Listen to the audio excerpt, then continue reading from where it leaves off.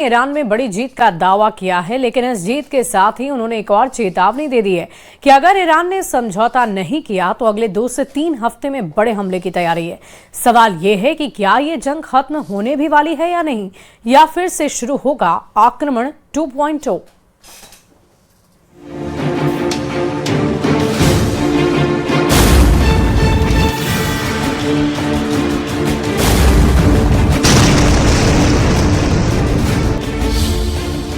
Trump का ऐलान, जीत लिया Iran.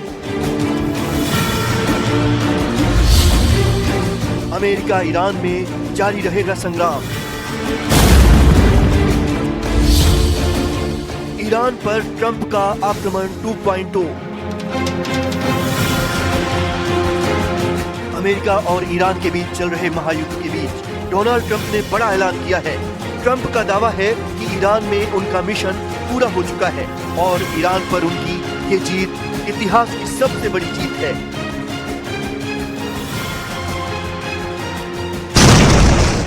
Our objectives are very simple and clear.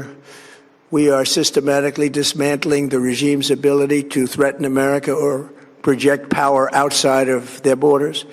That means eliminating Iran's navy, which is now absolutely destroyed, hurting their air force and their missile program at levels never seen before, and annihilating their defense industrial base. We've done all of it. Their navy is gone, their air force is gone, their missiles are just about used up or beaten. Trump ने Iran पर अगले 2-3 हफ्तों में फिर बड़े हमले का ऐलान करते हुए कहा कि उन्होंने ईरान के परमाणु ठिकाने तबाह कर दिए। ईरान की सेना और नेवी पूरी तरह खत्म हो चुकी है। देश के बड़े नेता मारे जा चुके हैं और अब ईरान कभी परमाणु हथियार बनाने के बारे में सोच भी नहीं पाएगा।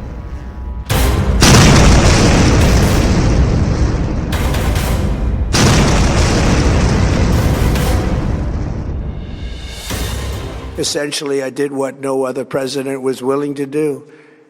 They made mistakes, and I am correcting them. Iran's strategy was so obvious. They wanted to produce as many missiles as possible, and they did, with the longest range possible, and they had some weapons that nobody believed they had. We just learned that out. We took them out. We took them all out so that no one would really dare stop them. And their race for a nuclear bomb, a nuclear weapon like nobody's ever seen before.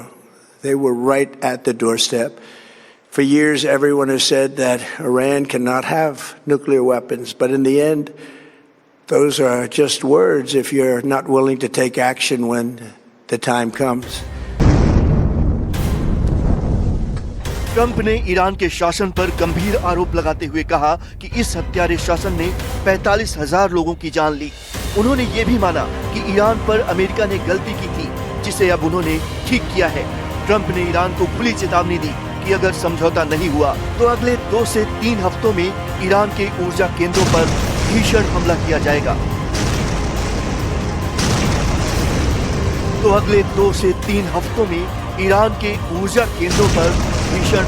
जाएगा।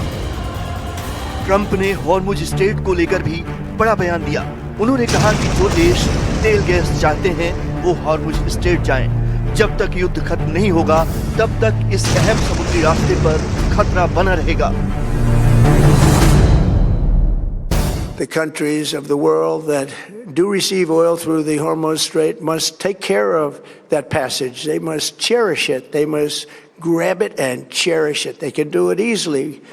We will be helpful, but they should take the lead in protecting the oil that they so desperately depend on. So to those countries that can't get fuel, many of which refuse to get involved in the decapitation of Iran, we had to do it ourselves. I have a suggestion. Number one, buy oil from the United States of America. We have plenty. We have so much. Trump ने दुनिया को ये बताने की कोशिश की कि ये युद्ध तेल के लिए नहीं हुआ। उन्होंने दावा किया कि अमेरिका को मिडिल ईस्ट के तेल की जरूरत नहीं, क्योंकि उसके पास तेल का पर्याप्त भंडार है। उन्होंने ये युद्ध मिडिल ईस्ट की मदद के लिए किया। इस दौरान वो ये बताना नहीं भूले कि कई देशों ने इस ऑपरेशन में अमेरिका का साथ नहीं दिया।